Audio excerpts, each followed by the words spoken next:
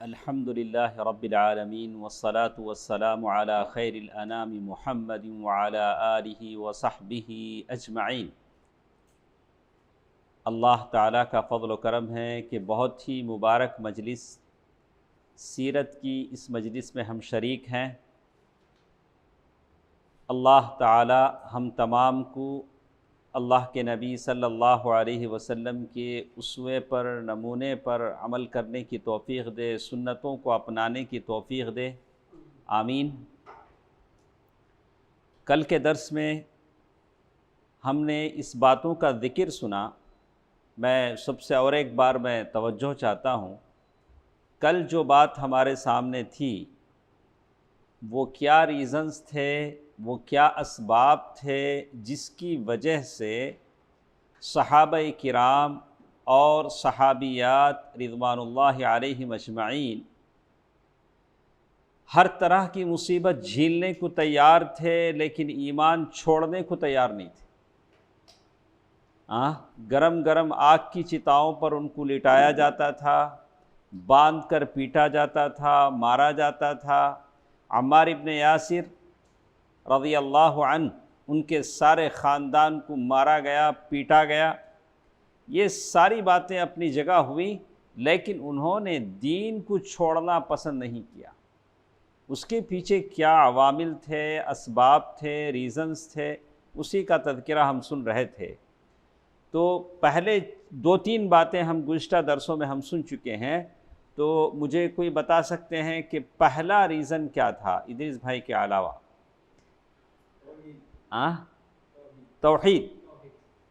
توحید یہ سب سے بڑا ریزن تھا۔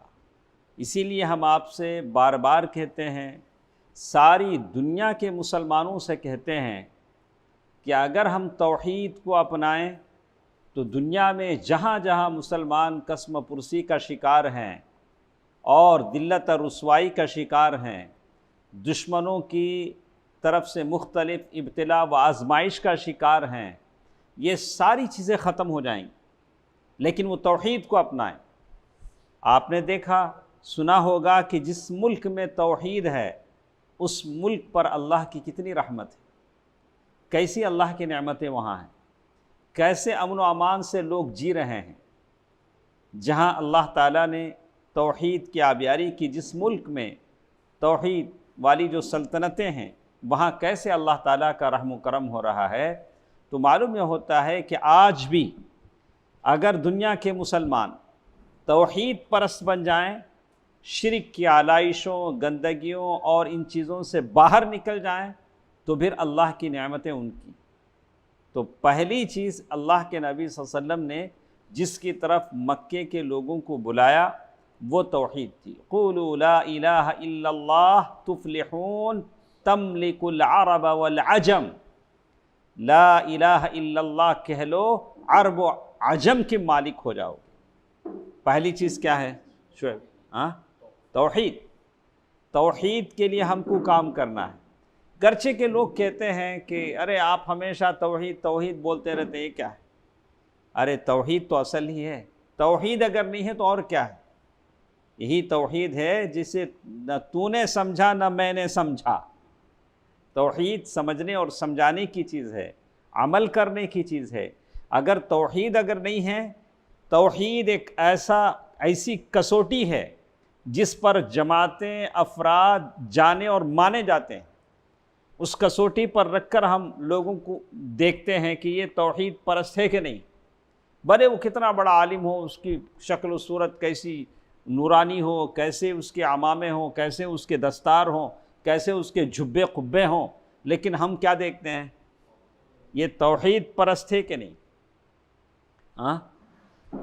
دوسری چیز جس کے بارے میں ہم نے کل کے درس میں لیا، دوسری چیز جو ہمارے پاس تھی، انہی اسباب میں سے جو اسباب، جو عوامل جس کی وجہ سے صحابہ کرام رضوان اللہ علیہم اجمعین ایمان کو چھوڑنا کسی صورت میں پسند نہیں کرتے تھے، وہ پرکشش قیادت تھی۔ قیادت کہتے ہیں آپ کو لیڈ کرنے والے کیا ہوں؟ اچھے ہوں۔ آپ کو لیڈ کرنے والوں میں کیا ہو؟ دم ہو۔ اسی لیے آپ دیکھیں گے کہ کچھ لوگوں کا ویژن، کچھ خیالات ان کے مرنے کے ساتھ ختم ہو جاتے ہیں۔ کہ ایک آدمی، بڑا آدمی ایک ویژن لے کے چلے گا، ان کے مرنے کے ساتھ ساتھ وہ ساری چیزیں کیا ہو جائیں گی؟ دنیا نے لینن کو دیکھا، مارکس کو دیکھا، بہت سارے لوگوں کو دیکھا، ان کی موت کے ساتھ وہ ساری چیزیں کیا ہو گئیں؟ ختم ہو گئیں۔ لوگوں نے اپنے ہاتھوں سے ان کے مجسمے گرائے، بولا کہ تم جو ویژن لے کے آئے وہ ہم کو دنیا میں کامیاب نہیں کر سکا۔ اللہ کے نبی صلی اللہ علیہ وسلم نے جو رسالت لوگوں تک پہنچائی وہ قیامت تک کی رسالت تھی، قیامت تک کی رسالت تھی۔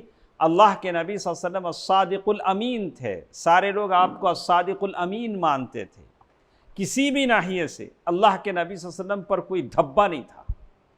آپ اگر قوم کی لیڈنگ کرتے ہیں، آپ اگر قوم کے لیڈر ہیں، آپ اگر قوم کے قائد ہیں، آپ اگر قوم کے سردار ہیں، آپ اپنے گھر کے نگہبان ہیں، تو آپ کے اندر بھی ایسی پرکشش صلاحیت ہونی چاہیے۔ آپ کی بیوی مان جائے، آپ کے بچے مان جائیں گھر کے دائرے میں، جب آپ گھر سے باہر قدم نکلے تو گلی والے مان جائیں کہ ایاز بھائی ان پر کچھ کوئی نہیں کہہ سکتا۔ یہ بالکل اے ٹو زیڈ کیا ہے؟ تھوڑی بہت انسانی کمزوری ہو سکتی ہے، اگر وہ کمزوری بھی نہ ہو تو انسان کیا ہے؟ ہاں، کچھ کمزوری ہو سکتی ہے، لیکن ایسا دھبا نہیں جس کی وجہ سے اس کے اخلاق اثر انداز ہو۔ اللہ کے نبی صلی اللہ علیہ وسلم میں یہ چیز تھی، اسی لیے اللہ تعالیٰ نے کہا وَمَا أَرْسَلْنَاكَ إِلَّا رَحْمَةً لِلْعَالَمِينَ۔ اللہ کے نبی صلی اللہ علیہ وسلم کے جسمانی جمال، آپ کی جسم کی خوبصورتی، نفسانی کمال اور آپ کے کریمانہ اخلاق، مہمانوں کے ساتھ، اپنوں کے ساتھ، دشمنوں کے ساتھ، جنگ بدر کے قیدی لائے گئے ہیں، قید میں بندے گئے ہیں، ٹھنڈ خوب سردی ہو رہی ہے، سردی سے ٹھٹر رہے ہیں، ان کی آوازیں آ رہی ہیں، اللہ کے نبی صلی اللہ علیہ وسلم کہہ رہے ہیں کہ جاؤ ان قیدیوں کو کمبل اڑاؤ۔ یہاں کیا ہوتا ہے؟ لاک اپ ڈیتھ ہوتا ہے، نہیں، یہاں قیدی کیا ہے؟ جیلوں میں مارے جاتے ہیں، پتہ نہیں چلتا۔ ایک طرف نبی رحمت ہیں جو قیدیوں کو کیا اڑا رہے ہیں؟ چادر اڑا رہے ہیں۔ آپ کو ایسی باتیں لوگوں کے سامنے کہنی چاہیے۔ جب بھی کوئی یہاں پتہ نہیں لوگوں کو کیسے ابھی چند دنوں پہلے باپ بیٹا جیل میں مارے گئے، لاک اپ ڈیتھ ہوا، صرف تھوڑی دیر زیادہ دکان کھلا رکھا جس کی وجہ سے اسے لاک اپ ڈیتھ کیا گیا۔ لیکن ہمارے پاس ایسی چیز ہے، یہ اللہ کے نبی صلی اللہ علیہ وسلم کے اخلاق ہیں، دشمنوں کے ساتھ، دوستوں کے ساتھ اور مہمانوں کے ساتھ اور اپنے مسافروں کے ساتھ اللہ کے نبی صلی اللہ علیہ وسلم کے اخلاق ہیں۔ تو آپ کے اندر بھی ایسی ساری چیزیں ہونی چاہیے۔ اور مختلف واقعات ہیں جو ان تمام چیزوں پر دلالت کرتے ہیں۔ میں نے بھی 2-4 واقعات آپ کے سامنے کہا تھا، اور ساتھ ساتھ اللہ کے نبی صلی اللہ علیہ وسلم کی بات پر لوگوں کو اتنا یقین تھا کہ دوست تو دوست، دشمن بھی مانتے تھے، نبی نے جب کہا ہے تو ہو کر رہے گا۔ عتیبہ اس پر بد دعا کی کہ اللہ تعالیٰ تیرے اوپر اپنا کوئی کتا مسلط کر دے، وہ ڈرتا رہا یہاں تک کہ سفر میں چیتے نے اسے پھاڑ کر کھا لیا، بولا کہ محمد مکے میں ہیں لیکن انہوں نے مجھے یہاں مروا دیا۔ اور امیہ، اور کس نے؟ امیہ بن خلف نے، اس کو معمولی سی کیا آئی؟ خراش آئی، اسی خراش کی وجہ سے کہا کہ اگر محمد صلی اللہ علیہ وسلم نبی رحمت اگر مجھ پر تھوک بھی دیتے تو میں مر جاتا۔ تو آپ کے زبان میں تاثیر ہو، لوگ کہیں کہ فلاں صاحب نے کہا ہے بالکل پرفیکٹ، ایسے نہ ہو جیسے ہم کہتے ہیں، کیا بولتے ہیں، ایسا لوٹا جس کا پیندہ نہ ہو۔ صبح میں ایک بات بولتے، شام ہوتے ہوتے بات بدل جاتے، بیوی کے ساتھ، بچوں کے ساتھ، اپنوں کے ساتھ نہیں۔ یہ نبی رحمت تھے صلی اللہ علیہ وسلم، جو صادق مصدوق تھے، کہتے وہی تھے جو کرتے تھے، کرتے وہی تھے جو کہتے تھے، وہاں بات بدلی نہیں جاتی تھی۔ تو معلوم یہ ہوتا ہے کہ آپ ایسی شخصیت بنائیں، لوگ کہیں کہ فلاں صاحب نے کہہ دیا ہے تو یہ بات وہ کر کے رہیں گے۔ آپ کے اندر وہ صدق و صفا، سچائی، آنکھوں میں عفت، شرم و حیا آپ کے اندر ہو، یہ چیز ہونی چاہیے۔ کل تفصیل سے ہم لوگ یہ ساری باتیں پڑھ چکے ہیں، میں آگے بڑھتا ہوں۔ اور جیسے ہم نے آخر میں ابو بکر صدیق رضی اللہ تعالیٰ عنہ کا واقعہ سنا تھا، اتنا مارا گیا ابو بکر صدیق رضی اللہ تعالیٰ عنہ کو جب محمد صلی اللہ علیہ وسلم کو الگ کرنے کے لیے گئے تو آپ کی ناک اور ہونٹ پتہ نہیں چل رہا تھا کہ ہونٹ کہاں ہیں، ناک کہاں ہیں، لیکن ہوش میں آنے کے بعد انہوں نے کیا کہا؟ اللہ کے نبی صلی اللہ علیہ وسلم کہاں ہیں؟ تو ان کی ماں ام الخیر، انہوں نے کہا کہ انہی کی وجہ سے اتنی مار کھائے ہو، اب انہی کا نام لے رہے ہو۔ تو بہرکیف یہ محبت تھی اللہ کے نبی صلی اللہ علیہ وسلم کے ساتھ، اور محبت اس لیے تھی کہ دلوں میں توحید کی آبیاری تھی، اور آنکھوں میں اللہ کے نبی صلی اللہ علیہ وسلم کی شخصیت، وہ شریفانہ ذات دکھ رہی تھی جن کے پیچھے وہ لوگ کہاں تک بھی جا سکتے ہیں۔ اسی لیے کہا لو سقط الی برق الغماد، کہا صحابہ نے کہا کہ اے اللہ کے نبی صلی اللہ علیہ وسلم، اگر آپ برق غماد تک بھی لے چلیں تو ہم چلنے کو تیار ہیں آپ کے ساتھ۔ تو آپ ایسے قائد بنیں لوگ آپ پر بھروسہ کریں، جب سامنے سے دشمن کا تیر چلے، دشمن کی گولیاں چلیں تو پہلے آپ کا سینہ ہو، بعد میں آپ کے پیچھے والوں کا۔ ایسا نہیں ہوگا کہ پہلے میں ساروں کو جمع کروں اور میں بھاگ جاؤں، ایسا تو نہیں ہوگا۔ پہلے آپ کو بھوکا رکھنا پڑے گا اپنے ساتھیوں کو کھلانے کے لیے، اسی کو کہتے ہیں ایثار۔ کیا کہتے ہیں؟ ایثار، جذبہ وفا۔ تو بہرکیف اس کے بعد ہمارے پاس آپ نے خبیب رضی اللہ تعالیٰ عنہ کی بھی بات سنی، نہیں؟ آگے آئے گی بات۔ دشمن پکڑ کے لے جا رہے ہیں خبیب بن عدی، وہاں دشمنوں کے قتل کرنے سے پہلے انہوں نے پوچھا، کہا کہ اگر اچھا ہو کہ تمہاری جگہ اگر محمد ہو تو تمہیں کیا لگتا ہے؟ انہوں نے کہا کہ تم کیسی باتیں کرتے ہو، میں نہیں چاہتا کہ میں بچ جاؤں اور محمد صلی اللہ علیہ وسلم کے پاؤں میں کانٹا بھی چبھے۔ سبحان اللہ۔ یہ بات آتی ہے کب؟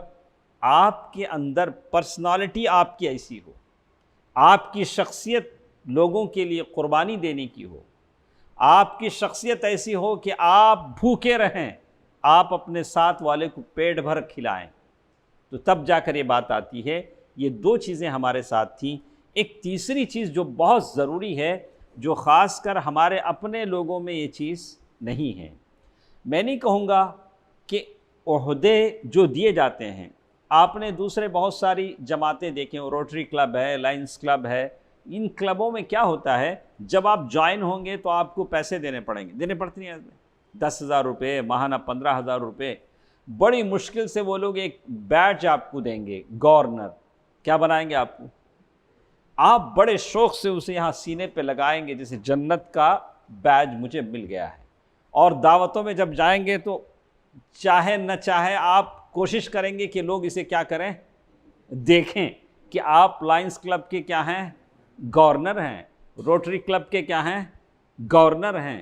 اس طرح کا ایک تصور لوگوں کی اس میں کیا ہے، بیٹھ گیا ہے، اور اس معمولی چیز کو لگا کر وہ سمجھتا ہے کہ میں کچھ ہوں، میں ذرا اہم ہوں، یہ اس کا وہم ہے۔ وہ کیا سمجھتا ہے، میں اہم ہوں، دراصل میں یہ اس کا وہم ہے۔ تو بات یہ تھی، لیکن کچھ چیزیں ہیں ذمہ داریوں کی وجہ سے، کام کی وجہ سے لوگوں پر ذمہ داریاں ڈالی جاتی ہیں۔ اس چیز کے آپ صدر ہیں، اس چیز کے آپ سیکریٹری ہیں، اس چیز کے آپ ممبر ہیں۔ جب یہ لقب آپ کو دیا جاتا ہے تو اسی حساب سے آپ پر ذمہ داری کا بوجھ بھی پڑتا ہے۔ تیسری چیز جو ہمارے پاس ہے، احساس ذمہ داری۔ کیا بولیں گے اسے ایاز بھائی؟ احساس آدمی کے اندر، رسپانسبلٹی، اسے کیا بولیں گے، میری کیا رسپانسبلٹی ہے، اس کا آدمی کو کیا ہونا چاہیے، احساس ہونا چاہیے۔ اگر احساس مردہ ہو، جیسے شاعر نے کہا، مجھے یہ بتا کہ قافلہ کیوں لوٹا۔ قافلہ اگر لٹتا ہے تو وہ امیر کی غلطی ہے، ہم کس سے پوچھیں گے، اے میرے کارواں مجھے یہ بتا کہ قافلہ کیوں لوٹا۔ قافلے کی لٹنے کی بات ہم کس سے پوچھیں گے، امیر سے پوچھیں گے۔ ہم ہیلے بہانے نہیں جانیں گے، ایسا ہوا اس لیے ایسا ہوا، ویسا نہیں ہوا نا ایسا، ہم پوچھیں گے، ہم نہیں جانتے۔ ہم بولیں گے کہ امیر صاحب قافلہ کیوں لوٹا، آپ بتائیے۔ تو احساس ذمہ داری یہ سب سے بڑی چیز ہے۔ تو یہ چیز صحابہ کرام رضوان اللہ علیہم اجمعین میں تھی، اور وہ احساس ذمہ داری کو سمجھتے تھے کہ ہم اولین السابقون میں سے ہیں، اللہ کے نبی صلی اللہ علیہ وسلم کے ہاتھ پر ایمان لائے ہیں، اور اسلام کی دعوت کو، اسلام کی آواز کو قیامت تک چلنا ہے۔ اگر یہ ہراول دستہ صحابہ کرام کی یہ پہلی ٹیم اگر صبر نہ کرے، فخر و فاقہ اختیار نہ کرے، مصائب اور آلام کو برداشت نہ کرے، تو یہ تحریکیں کیا ہو جائیں گی، یہ دعوت کیا ہو جائے گی، ختم ہو جائے گی۔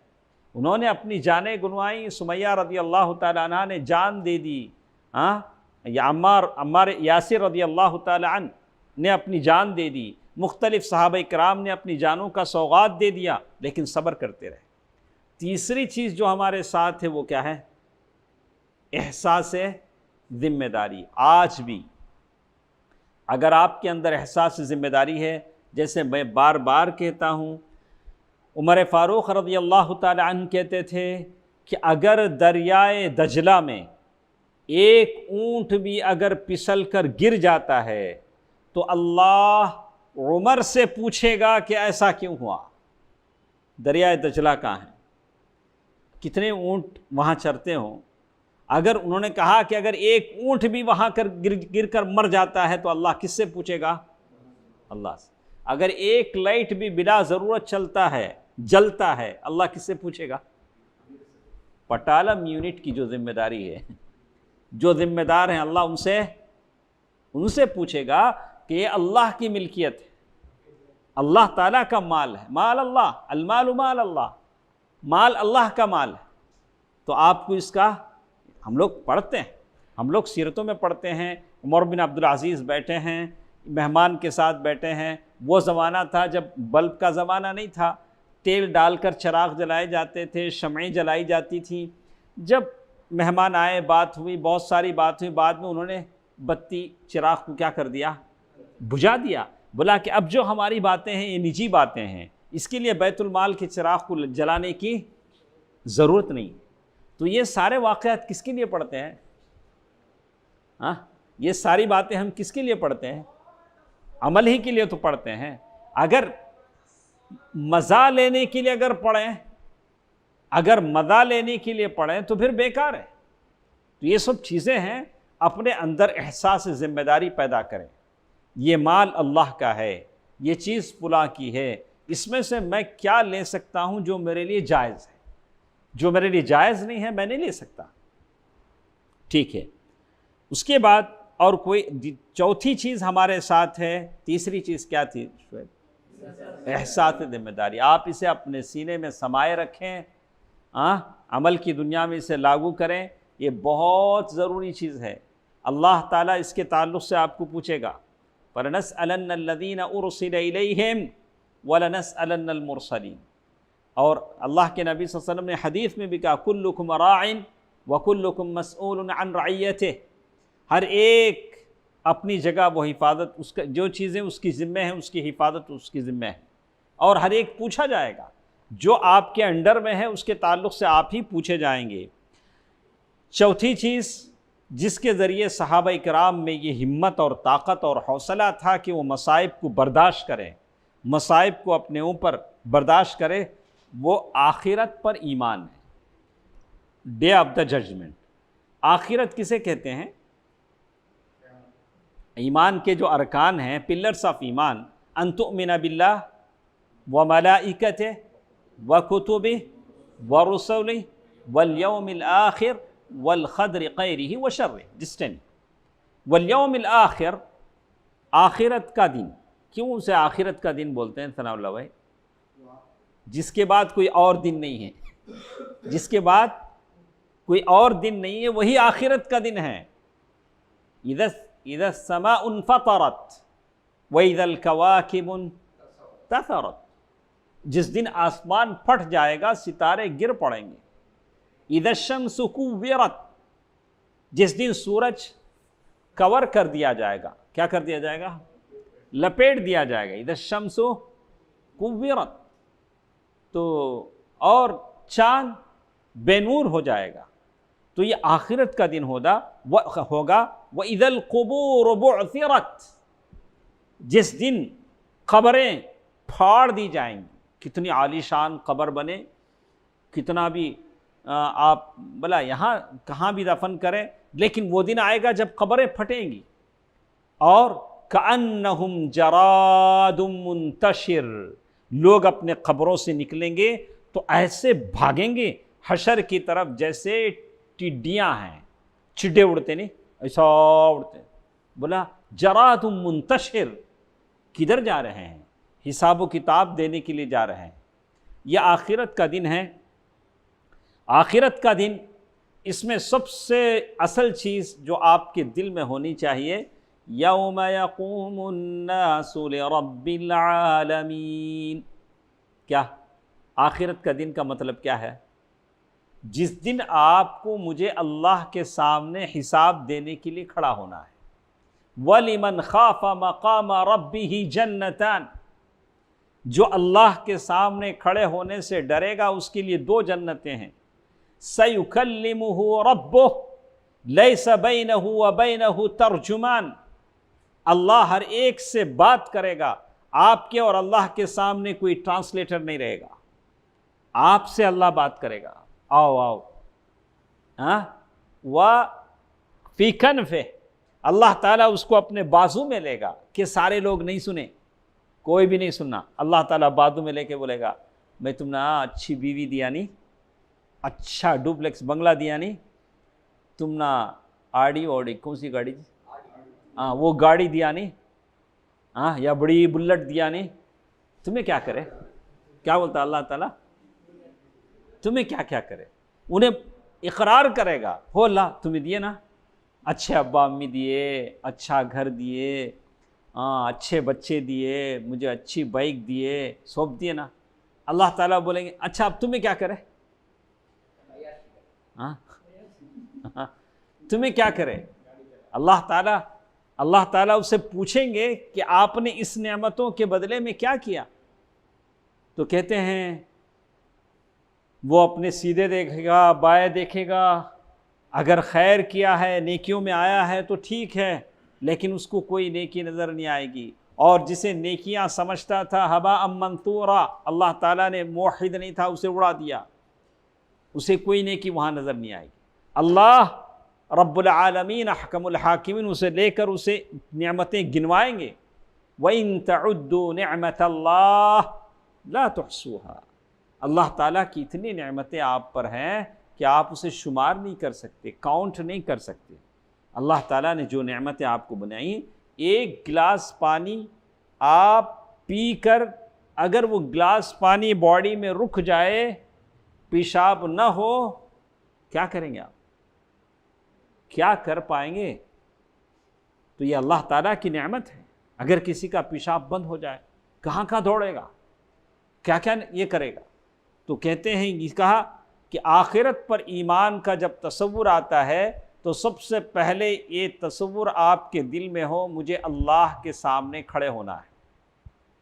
یہ تصور جب میرے سامنے آئے گا میں بددیانت نہیں بنوں گا، غیبت کرنے والا نہیں بنوں گا، جھوٹا نہیں بنوں گا، کسی پر ظلم کرنے والا نہیں بنوں گا۔ میں ہمیشہ سوچوں گا کہ کل اللہ مجھے اس کے تعلق سے پوچھے گا تو کیا جواب دوں گا۔ یہ جواب دہی کا معاملہ ہے۔ زندگی میں ہر قدم پر آپ کے دماغ میں ہونا چاہیے اللہ احکم الحاکمین مجھ سے یہ معاملہ پوچھے گا تو میں کیا جواب دوں گا۔ وَلِمَنْ خَافَ مَقَامَ رَبِّهِ جَنَّتَانِ، اور آخرت کے تصور کا مطلب ہے کہ ایک طرف جنت ہوگی مَاكِثِينَ فِيهِ ابدا، ایک طرف جنت جس کی دائمی نعمتیں غیر مقطوع، نعمتیں ختم نہیں ہوں گی، جنت کی نعمتیں ختم ہوں گی؟ نہیں ختم ہوں گی۔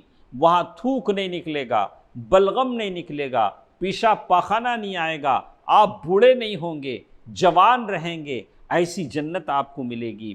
اللہ تعالیٰ سب کو جنت عطا فرمائے۔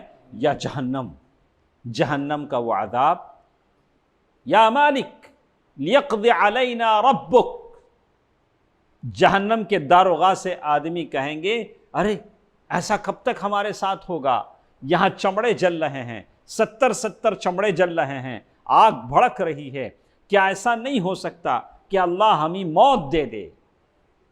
تو کئی سالوں کے بعد جہنم کا داروغہ جواب دے گا، کہے گا، کہا قال انکم ماکثون، ارے تم کو موت نہیں آئے گی، ایسے ہی تم جلو گے، بھنو گے اسی آگ میں۔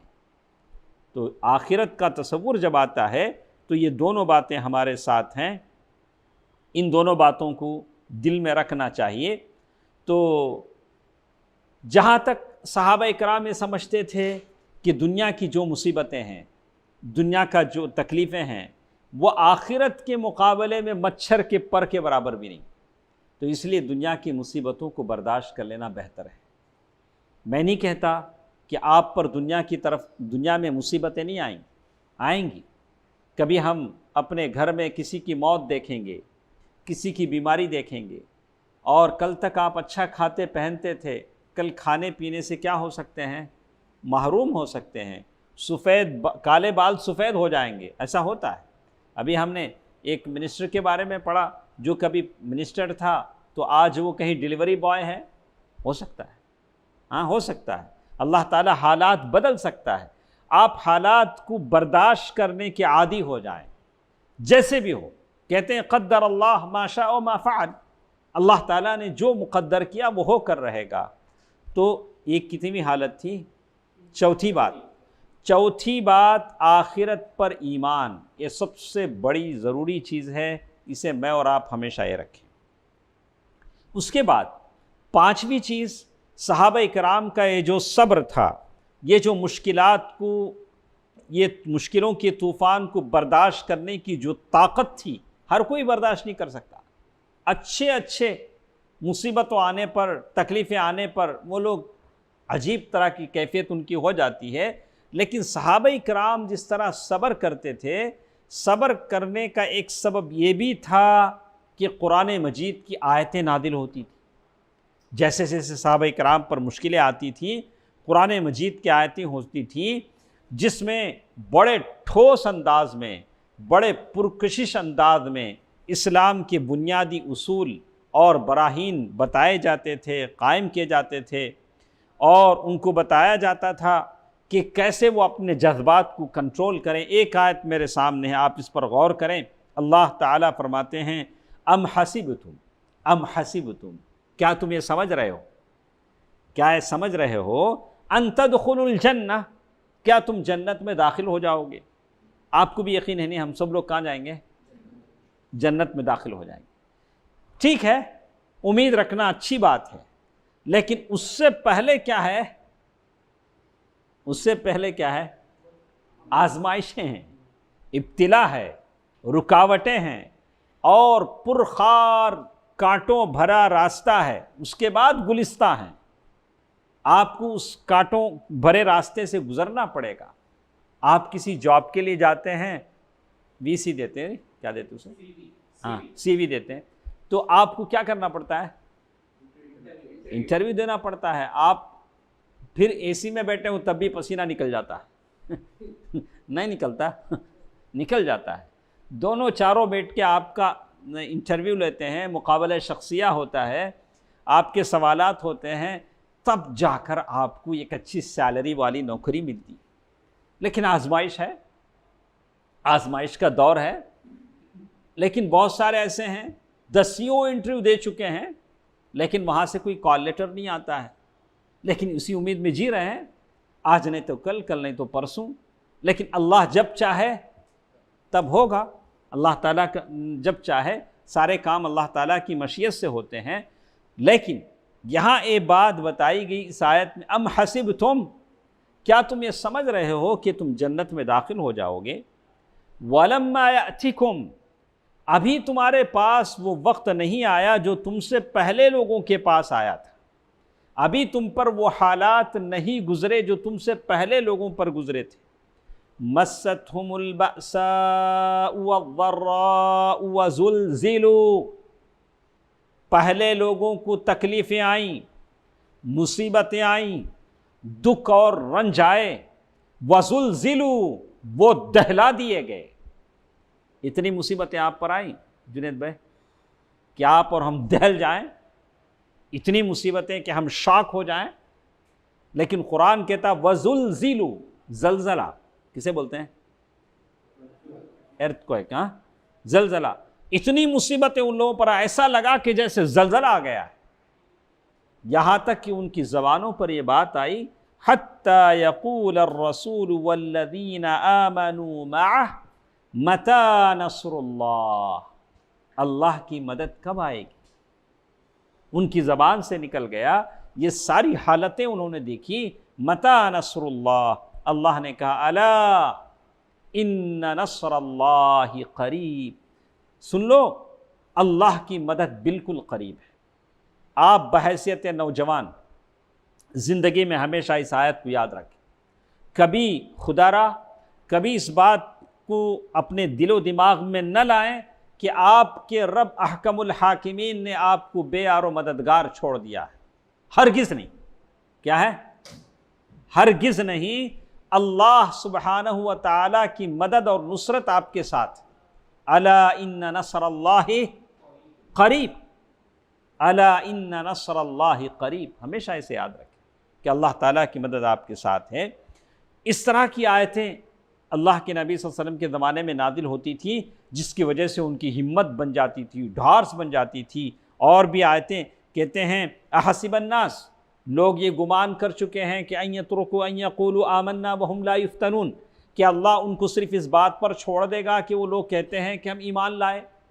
صرف ایمان لائے بولنے سے اللہ تعالیٰ ان کو چھوڑ دے گا؟ نہیں. وَلَقَدْ فَتَنَّ الَّذِينَ مِن قَبْلِهِمْ، ہم نے تم سے پہلے لوگوں کو آزمایا ہے. اللہ کیوں آزماتے ہیں؟ فَلَيَعْلَمَنَّ اللَّهُ الَّذِينَ صَدَقُوا وَلَيَعْلَمَنَّ الْكَاذِبِينَ. اللہ تعالیٰ آزماتے اس لیے ہیں کہ تاکہ معلوم ہو جائے کہ کون سچا ہے اور کون جھوٹا ہے. اب سمجھ میں آیا؟ اللہ تعالیٰ کی طرف سے آزمائش کیوں آتی ہے میرے بھائی؟ اللہ تعالیٰ کی طرف سے آزمائش کیوں آتی ہے؟ سچے اور جھوٹے. ورنہ دعویٰ تو سب کچھ کرتے ہیں. دعویٰ کرنے میں کیا ہے؟ دعویٰ کرنے میں زیادہ خرچہ نہیں ہوتا نا. دعویٰ تو سب کچھ کرتے ہیں، لیکن اللہ تعالیٰ کی طرف سے امتحان ہوتا ہے. یہ آیتیں ہیں لیکن جو صحابہ وہ زمانے میں قرآن مجید کی آیتیں پڑھتے تھے، ان کو لگتا تھا کہ قرآن ایک دوسری دنیا کی سیر کراتا ہے. آپ جس دنیا میں بستے ہیں، قرآن آدمی کو ایک دوسری دنیا کا سیر کراتا ہے. کائنات کے جو مشاہدات ہیں انہیں بتاتا ہے. سورج، چاند، ستارے، یہ ساری چیزیں اللہ تعالیٰ اس کی ربوبیت کا جو جمال ہے، اللہ تعالیٰ کس کس چیزوں کو کیسے پالتا ہے. وَمَا مِن دَابَّةٍ فِي الْأَرْضِ، اللہ تعالیٰ کہتے ہیں زمین پر رینگنے والے ہر جانور کی روزی کی ذمہ داری کس کی ہے؟ اللہ سبحانہ و تعالیٰ کی ہے. آپ قرآن پڑھتے ہیں تو یہ ساری چیزوں کو پاتے ہیں. اللہ تعالیٰ اس کی الوہیت کے کمال بتاتا ہے، اور کبھی اس کی رحمت اور اس کی مہربانی کی نشانیاں بتاتا ہے. اور یہ سارے جلوے اللہ تعالیٰ قرآن میں دکھاتا ہے. قرآن پڑھنے والے کے اندر ایک طرح کا اسپرٹ پیدا ہوتا ہے، ایک طرح کی طاقت پیدا ہوتی ہے. لیکن شرط ہے کہ آپ کیا کریں؟ قرآن پڑھیں. روزانہ قرآن ترجمے کے ساتھ جتنا ہو سکتا ہے آپ پڑھیں. یہ قرآن ہے جو آپ کا بوسٹر ہے. کیا ہے وہ؟ کیا دیتا ہے آپ کو؟ ہم لوگ پتہ نہیں کیا کیا لیتے ہیں ویکسین، لیکن اصل کیا ہے؟ یہ ہے جو آپ کے جسم کو طاقت دیتا ہے. افلا یتدبرون القرآن ام علی قلوب اقفالها، کیا وہ لوگ قرآن پر غور و فکر نہیں کرتے ہیں؟ کیا ان کے عقلوں پر تالے لگے ہوئے ہیں؟ قرآن کو پڑھیے، دیکھیے کتنا مزہ آتا ہے. تو ہم لوگ پڑھتے ہیں الم یأن للذین آمنوا ان تخشع، یہ بہت سارے ایسے تھے جو ڈاکہ ڈالتے تھے. قرآن مجید کی آیت پڑھی تو ان کی ڈاکی کی زندگی بدل گئی، ڈاکو سے اللہ کے ولی بن گئے. یہ سارے واقعات کس کے لیے ہیں؟ تو اللہ تبارک و تعالی وہ زمانے میں قرآن مجید کی وہ آیتیں نازل ہوتی تھی جس کی وجہ سے صحابہ کرام کی ہمت اور ڈھارس بنتی تھی. تو آج بھی آپ اپنی ہمت کو، جذبے کو، حوصلے کو بڑھانا ہے تو کیا کرنا پڑے گا؟ قرآن پڑھنا پڑے گا. لیکن کیسے؟ ترجمے کے ساتھ، اس کی تفسیر کے ساتھ۔ تو تفسیر سعدی روزانہ میرا ایک آڈیو کلپ آتا ہے، پتہ نہیں کتنے لوگ سنتے ہوں، تو میں کبھی بھیجتا نہیں ہوں آپ کو، اس لیے کہ اتنا ٹائم آپ کے پاس ہوں، صرف آپ کو بمشکل 8 منٹ لگیں گے۔ روزانہ ایک آیت کا ترجمہ تفسیر السعدی آتا ہے، جو مشہور تفسیر ہے، آدمی روزانہ سن لیتا ہے تو اسے وہ تفسیر سمجھ میں آ جاتی ہے۔ کم از کم اتنا کرے۔ آپ پڑھ سکتے ہیں، تفسیر سعدی انگریزی میں ہے، اردو میں ہے، آپ اس کو لے کر پڑھیے۔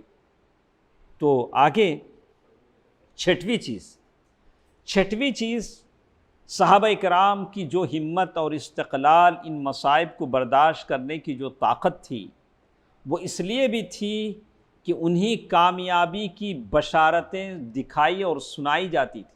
کیا ہوتا تھا؟ سمپل۔ جنید بھائی، ایک رفیق بھائی آپ سنیے، تھوڑا توجہ چاہتا ہوں، اس کو اور آپ سمجھنا چاہیں گے تو کیسے سمجھیں گے؟ وہ زمانے میں صحابہ کرام کو کامیابی کی بشارتیں سنائی جاتی تھی، کیسا سمجھیں گے؟ دیکھیے، ایک غزوہ تھا، غزوہ خندق، ٹرنچ کیا بولیں گے اسے؟ ٹرنچ۔ تو وہ مکے کے اطراف سارے دشمن مل کر، مدینے کے اطراف سارے دشمن مل کر مدینے میں اللہ کے نبی صلی اللہ علیہ وسلم اور صحابہ کرام کو قتل کرنے کے لیے، ختم کرنے کے لیے آ گئے ہیں۔ قریش بھی ہیں، قریش کے ساتھ طائف کے قبیلے بھی ہیں، اطراف کے سارے قبیلہ مدینے کا گھیراؤ کر چکے ہیں۔ اور پھر مدینے کے اندر سے، اندر کے دشمن کون؟ یہودی۔ اب اللہ کے نبی صلی اللہ علیہ وسلم کی کیا حالت رہی؟ تو ایسے حالت میں اللہ کے نبی صلی اللہ علیہ وسلم نے سلمان فارسی رضی اللہ تعالیٰ عنہ کے مشورے پر خندق کھودی، بڑا سا گڑھا۔ ایک آدمی جو بھوکے تھے، کئی دنوں کے فاقے تھے، ان کے ذمے اتنا بڑا گڑھا کھودنا تھا۔ کیسے کھودیں گے؟ وہ زمانہ کہیں پروکلین کا زمانہ نہیں تھا، JCP کا زمانہ نہیں تھا، بکیٹ ڈالو کھودو، ایسا کوئی یہ نہیں تھا کہ کھودا جائے، لوگوں کو مینول کھودنا پڑتا تھا۔ اور صحابہ کرام رضوان اللہ علیہم اجمعین ایک وقت کا کھانا کبھی مل جاتا، کبھی کچھ کھجوریں مل جاتی، لیکن کھودا۔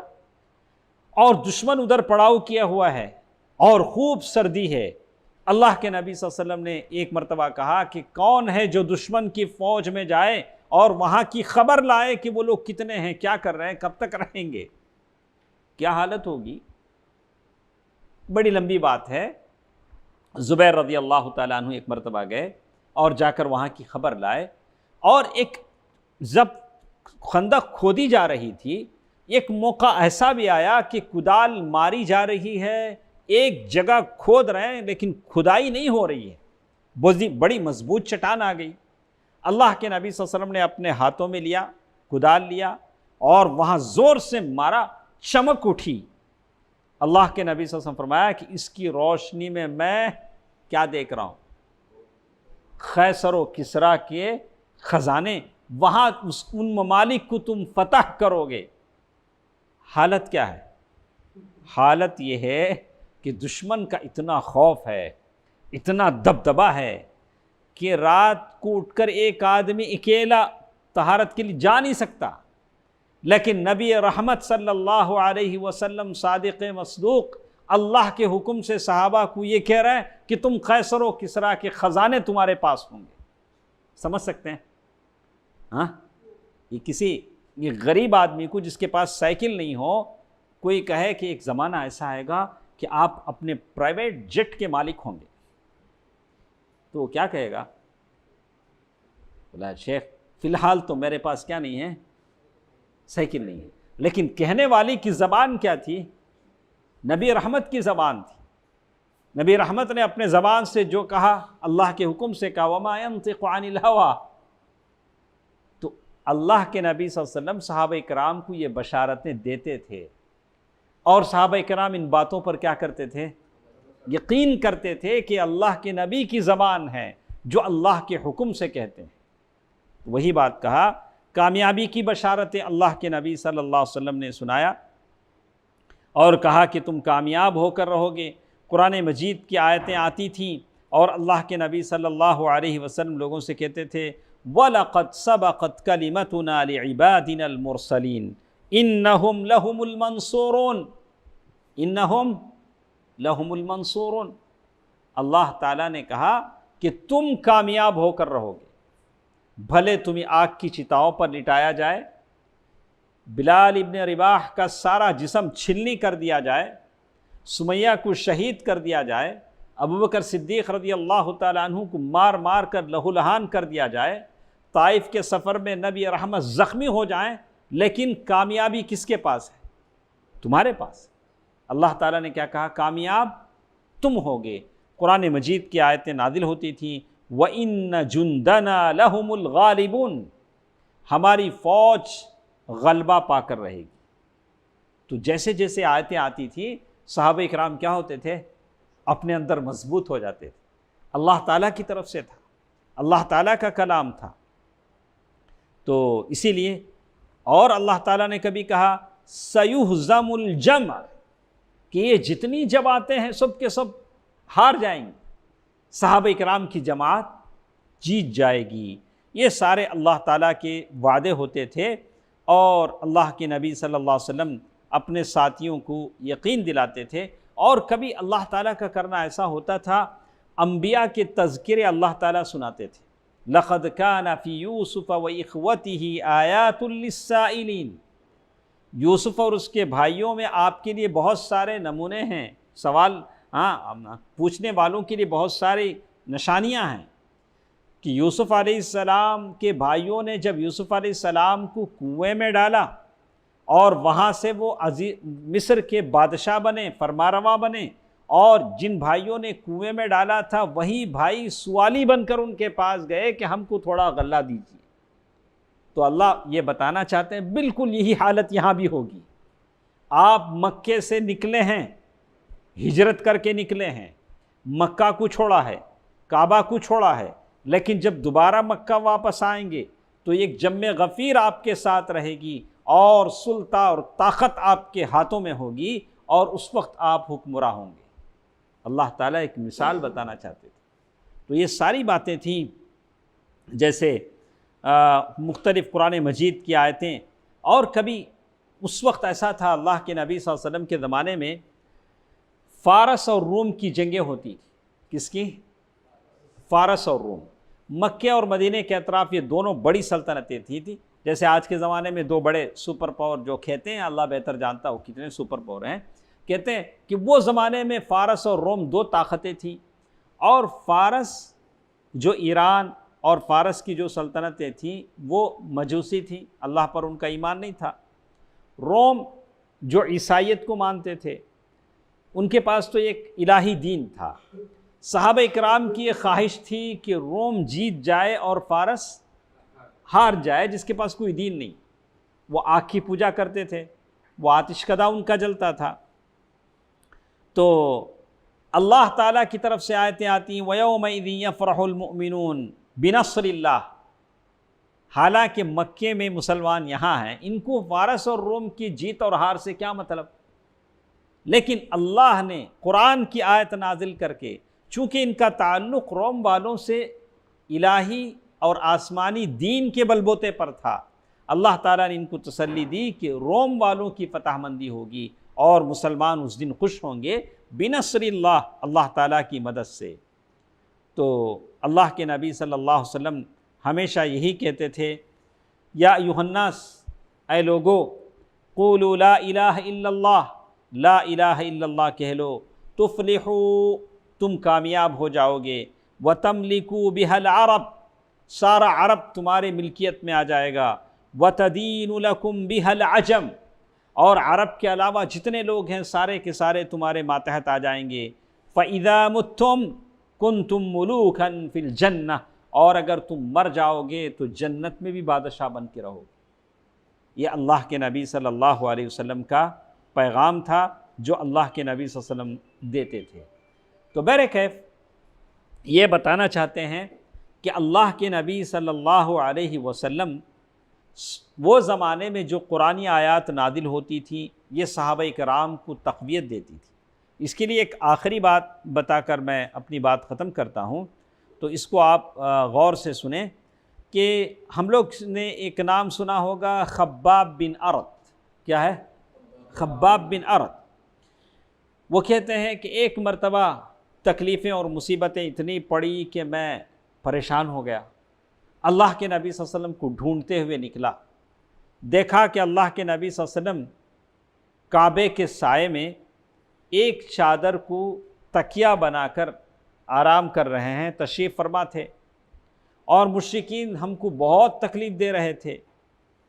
تو میں نے اللہ کے نبی صلی اللہ علیہ وسلم سے قریب جا کر کہا الا تدعو اللہ لنا الا تستنصر لنا، اللہ کے نبی کیا آپ ہمارے لیے اللہ سے دعا نہیں کرتے ہیں؟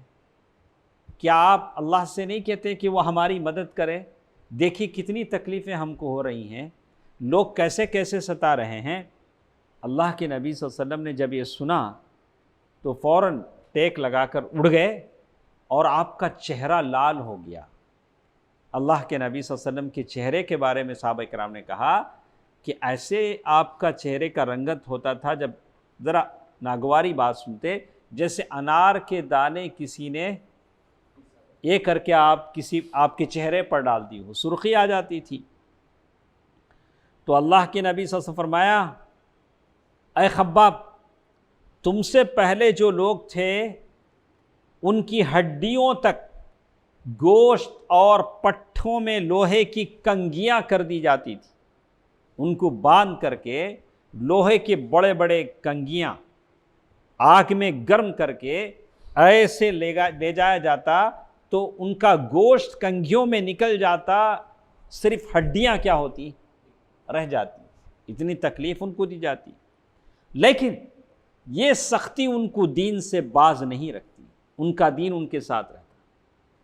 تو اتنی سختی بھی اگر ہمارے پاس آئے تو دین ہمارے ساتھ ہو، اس وقت ہوگا جب توحید ہمارے ساتھ ہو۔ اگر توحید نہیں ہے تو ہم بک جائیں گے، لوگ بک جاتے ہیں۔ تو کہتے ہیں براب صلی اللہ علیہ وسلم نے فرمایا کہ اللہ تعالیٰ اس دین کو مکمل کر کے رہے گا یہاں تک کہ ایک ٹراویلر صنعاء سے حضرموت تک جائے گا۔ صنعاء آج بھی ہے یمن میں، حضرموت ایک جگہ۔ کہا کہ ایک سوار یہاں سے یہاں تک، اور اسے اللہ تعالیٰ کے علاوہ کسی کا ڈر نہیں ہوگا، البتہ بھیڑ بکری پر بھیڑیے کا خوف ہوگا، اللہ کے نبی صلی اللہ علیہ وسلم نے فرمایا۔ ایک اور روایت میں ہے کہ اللہ کے نبی صلی اللہ علیہ وسلم نے فرمایا وَلَكِنَّكُمْ تَسْتَعْجِلُونَ، لیکن تم جلدی کر رہے ہو، تم کو ایسا نہیں کرنا چاہیے۔ ایک مرتبہ آئے گا کہ تم کامیاب ہو جاؤ گے۔ اسی طرح اللہ کے نبی صلی اللہ علیہ وسلم نے فرمایا کہ کہا کہ قیصر و کسریٰ کے خزانے تمہارے پاس ہوں گے۔ تو یہ بات جب اللہ کے نبی صلی اللہ علیہ وسلم نے اپنے ساتھیوں سے کہی تو کفار قریش ہتھیلیاں بجانے لگے، واہ کیا بولتے ہیں، قیصر کہاں، کسریٰ کہاں، مطلب رومن امپائر، وہاں کے خزانے تمہارے پاس ہوں گے۔ جب یہ بات مسلمانوں کو کہی گئی تو کفار قریش نے تالیاں بجائیں، لیکن ان کے خزانے ان کے پاس آئے بہت کم مدت میں صحابہ کرام نے اس کو فتح کیا۔ تو آخر میں کہتے ہیں کہ ایمان والوں کو ایمانی مرغوبات کے ذریعے سے اللہ کے نبی صلی اللہ علیہ وسلم مسلسل غذا فراہم کرتے تھے، ان کو کتاب کی تعلیم اور حکمت کے ذریعے سے ان کے نفس کا تزکیہ نفس ہوتا تھا، پیوریفیکیشن آف سول جسے کہتے ہیں۔ قرآن مجید کی آیتیں یہ اللہ تعالیٰ اور نہایت دقیق انداز میں اللہ کے نبی صلی اللہ علیہ وسلم تربیت کرتے تھے۔ یہ بہت ضروری چیز ہے کہ لوگوں کی تربیت ہونی چاہیے، اور روح کی بلندی اور دل کی صفائی، اخلاق کی پاکیزگی، اور جو کچھ دنیا میں پیسہ ہے، خوبصورت ہے، زیورات ہیں، ان سے اپنے نفسوں کو آزاد کیجیے۔ پیسہ یہ جیسے آدمی کہا کہ اللہ کے نبی صلی اللہ علیہ وسلم اس سے آزاد کیا، اور شہوات کے خلاف جنگ لڑنے کی طاقت پیدا کی۔ شہوت المال، شہوت البطن، شہوت النساء، مال کی خواہش ہے، عورت کی خواہش ہے، پیٹ کی خواہش ہے، یہ کھانا وہ کھانا، یہ ٹیسٹ اچھا وہ ٹیسٹ اچھا، بلا کے نہیں، اسے آپ منیمائز کر لیجیے، کیا کر لیجیے، تھوڑا کھائیے ضرور، اللہ کھانے سے منع نہیں کرتا ہے، کلو، اللہ تعالیٰ نے کہا کہ کلو مما فی الارض حلالا طیبا، اللہ کے نبی صلی اللہ علیہ وسلم نے ایسی ساری تربیت کی، اور اس کا نتیجہ یہ ہوا کہ ان کے اندر پختگی آ گئی، اور شہوات سے وہ کنارہ ہوتے چلے گئے، اور اللہ کی رضا میں جان قربان کرنے کا جذبہ ان کے اندر پیدا ہو گیا۔ ایک طرف جنت کا شوق تھا، علم حاصل کرنے کا شوق تھا، دین کی سمجھ حاصل کرنے کا شوق تھا، اور کبھی نفس کے محاسبے کا ڈر تھا کہ میرا حساب لیا جائے گا، اور جذبات کو دبانے کی طاقت تھی، جو بھی جذبہ اٹھتا اسے دبا دیتے تھے، اور اپنا جو پریارٹی ہے اسے وہ موڑتے تھے۔ آپ کی پریارٹی ہو سکتی ہے غلطی کی طرف جائے، لیکن وہ ہمیشہ کہتے تھے کہ جنت ہماری پریارٹی ہے، اللہ کی رضا ہمارے پاس سب سے مقدم ہے، اور دل میں جو ہیجانات پیدا ہوتے ہیں اس پر قابو پانے کی ان کے اندر طاقت تھی۔ تو ساری دنیا کے لیے وہ نمونہ بن گئے صحابہ کرام۔ 50 سال کی کم مدت میں دنیا کے ایک بڑے حصے پر انہوں نے کیا کیا؟ قبضہ کر لیا اللہ کے حکم سے۔ تو یہ چند باتیں ہیں، انشاءاللہ آئندہ ہفتے کے درس میں ہم سنیں گے۔